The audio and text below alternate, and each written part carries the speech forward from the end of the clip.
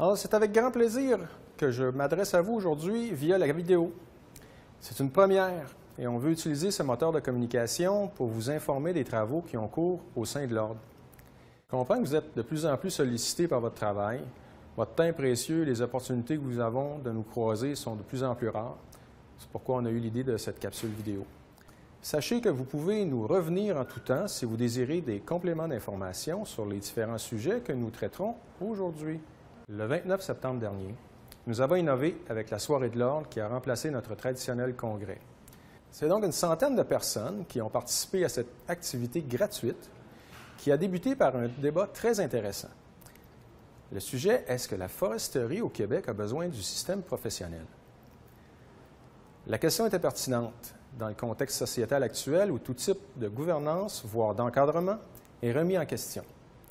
Les discussions ont duré plus d'une heure et à l'unanimité, la réponse a été oui.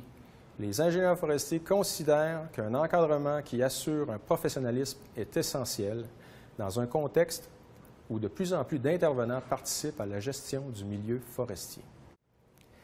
Plus tard en soirée, nous avons eu la chance d'honorer nos jubilaires ainsi que nos bénévoles et de remettre nos distinctions pour l'année 2016. Vous me permettrez de féliciter encore une fois M. Michel Belleau, technicien forestier chez Résolu, pour la distinction Henri-Gustave Joly-Lobinière, ainsi que le récipiendaire de la médaille de l'Ordre, M. Gérard Sarraz. Nous avons également eu le privilège de recevoir le ministre des Forêts, M. Luc Blanchette. Au dire de plusieurs, et je m'y inclus, ce fut une très belle soirée.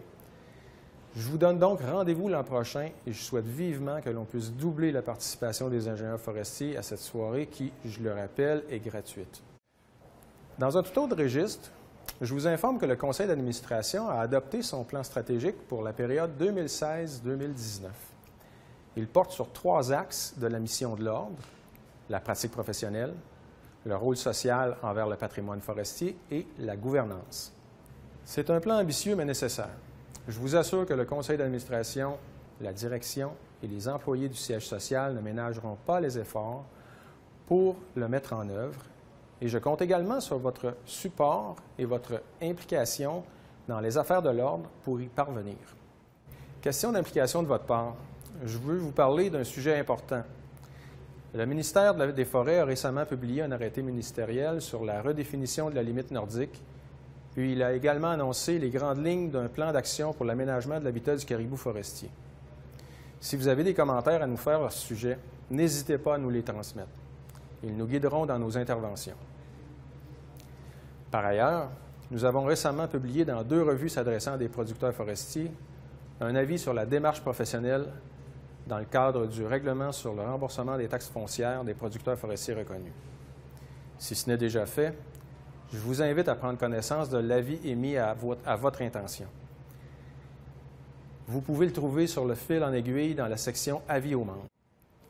Vous serez d'accord avec moi que ce programme est très intéressant à plusieurs points de vue, notamment pour les producteurs forestiers eux-mêmes, mais également, il est intéressant du fait qu'il permet une grande latitude aux ingénieurs forestiers, une notion qui nous est très chère. Je vous invite à faire preuve d'une grande vigilance et d'un professionnalisme hors du commun dans son application afin de préserver cette latitude. En conclusion, j'espère que vous avez apprécié ce nouveau moyen pour être en contact avec les membres et le public. N'hésitez pas à nous faire vos commentaires et suggestions.